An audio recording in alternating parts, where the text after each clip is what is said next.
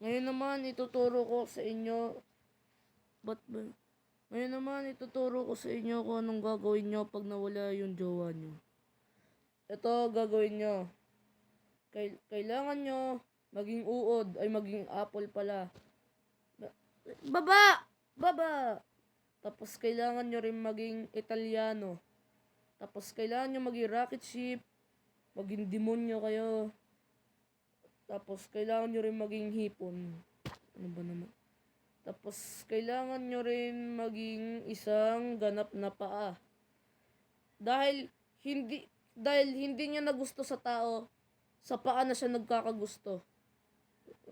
Sa paa na siya nagkakagusto. Baba! Tapos, ayaw niya na rin sa, ayaw niya sa gwapo, gusto niya sa mukhang roller coaster. O, tutulan naman tayo. Kokay! Tutulan naman tayo. Baba! Baba, sige. Lolo! Wag ka muna. Nung unang... ano tulan natin? Huy. Helicopter. Ang helicopter ay isang bagay para ikay makapunta sa iba't ibang lugar at para tutulungan mo rin si Mayor mangurakot sa bayan. Kupal talaga. Tapos maging unggoy ka. Tapos kailangan mo rin maging bolang kristal para malaman mo na wag ka na mangurakot dahil maghihirap ang Pilipinas pag nangurakot ka ulit. Baba. Tapos kailangan mo rin maging ganap na emoji. Baba! Tapos kailangan mo rin maging dapat pag nangurakot ka na, ang bibilhin mo yung makakatulong sa Pilipinas, hindi yung para sa sarili mo lang. Halimbawa, si The Little Mermaid, si Ariel, kailangan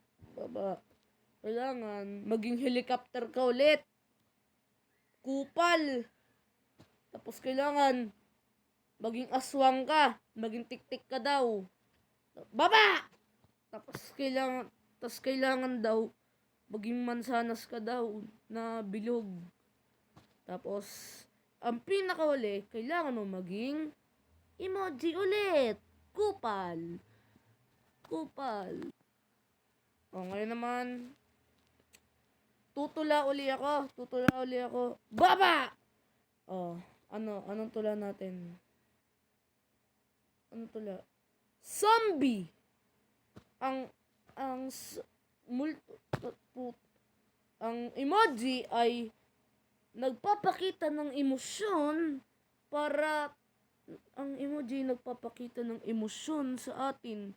Dahil kapag nalulungkot ka, huwag ka sumunod sa... Pag nalulungkot ka, malulungkot ka. Tapos, susuka ka rin. Tapos, kailangan mo rin maging granny. Tapos, kailangan mo maging hipon para makabili ka ng, ibebenta mo yung hipon, tapos kailangan makabili ka ng apple na green, tapos